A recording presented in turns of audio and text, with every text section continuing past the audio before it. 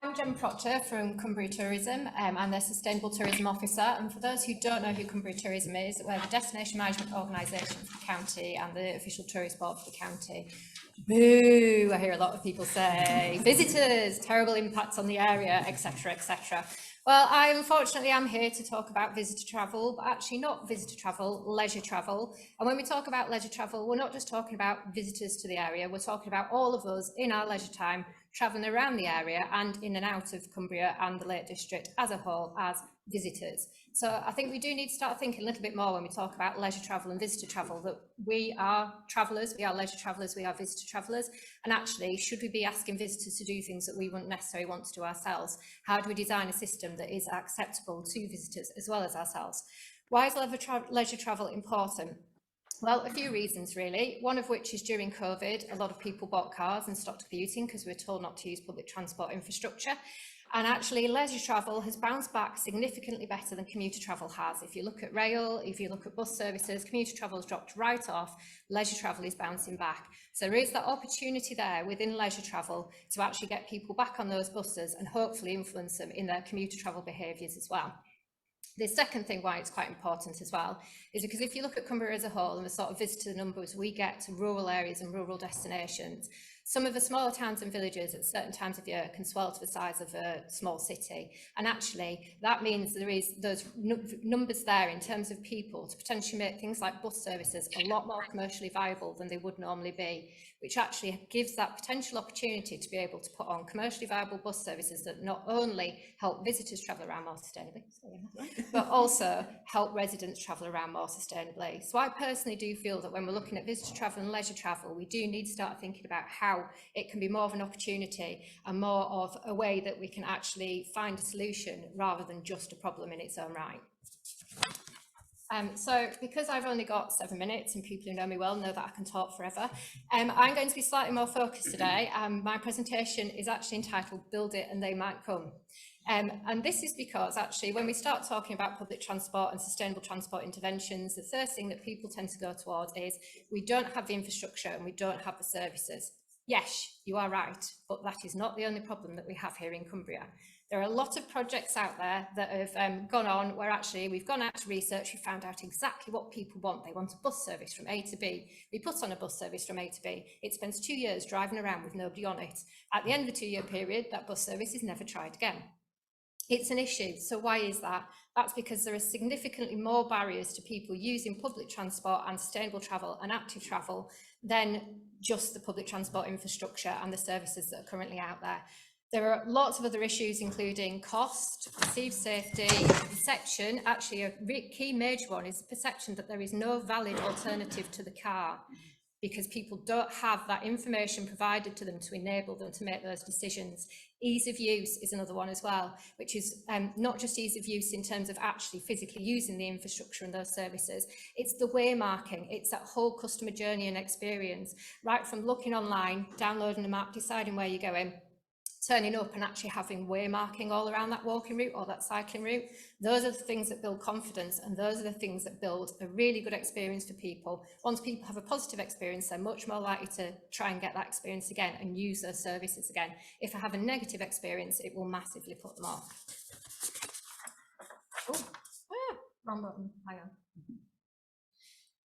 You just got it all. No. The people who also know me know that I'm terrible with technology. For you, there was a sign on the TV that said something you can press the button. Ooh. Oh, there we go. Yeah. So what is actually needed in order to change travel behaviour? If you look at any case studies from anywhere around the world, basically there's two main types of interventions. The first is to seek to influence attitudes towards or incentivise certain travel behaviours within the existing transport infrastructure. The second is to develop available infrastructure and improve the services. If you look at any successful projects, they are projects that work on a combination of the two. So if you look at case studies, anything like that, those are the ones that have the biggest impact and the lasting legacy. So there's quite a few people in the room here today who worked on this project. This was a government funded project called the Go Lakes Travel Programme, and this was about trying to create a step change in how visitors travel to and around the Lake District National Park, well, South and Central Lakes to start with. So it was government funded, it was partnership delivery, there was a mixture of infrastructure, service developments, but there was also a lot of information on the ground waymarking and a lot of support. It was a pilot programme that got rolled out over certain corridors afterwards, and it ran for 5 years. After a 5-year period, so from 2012, Cumbria Tourism run a visitor survey every 2 years, and we're obviously behind at the moment because of COVID. But in 2012, 73% of visitors to Cumbria travelled around by car whilst they were here. In 2015, after this project ran, that dropped to 58%, so it was a 15% drop in visitors travelling around the area by car whilst they were here. But that's brilliant, but did that last? Unfortunately not. 2018, that rose again to 68%. 2019, so these stats are literally just in and haven't actually been published yet. The overall figure is 70.5%, although there is a slight silver lining in that because 7.9% of those visitors are now using electric vehicles. So, you know, pros and cons really. So why did this happen? What went wrong? Well, first of all, the funding stopped. And, you know, there hasn't been another set of funding that I'm aware of recently or similar where actually there was a mixture of revenue and capital in order to build infrastructure and to provide that supporting information and marketing. So that may be or may not be one of the reasons as to why we've now seen that increase. We've also found obviously external factors such as COVID, a lot more people driving because they feel safer, etc., etc. Trains. Yes, rail disruption's been a major issue. Yeah, so there's a lot of external factors that are influencing that. One of the positives though is also from the visitor information. We're finding the demographics of the visitor are changing, and we're now getting a lot more younger visitors coming through who are much more likely to use the sustainable transport options. Because again, it's about that safety. They feel a lot safer and a lot more used to using that. So this is quite a strange slide. I see a lot of you puzzling. On the right hand side there is my 8-year-old daughter who got dragged out of bed on a Saturday morning up to Keswick to Threlkeld to do a photo shoot because mummy needed bottles.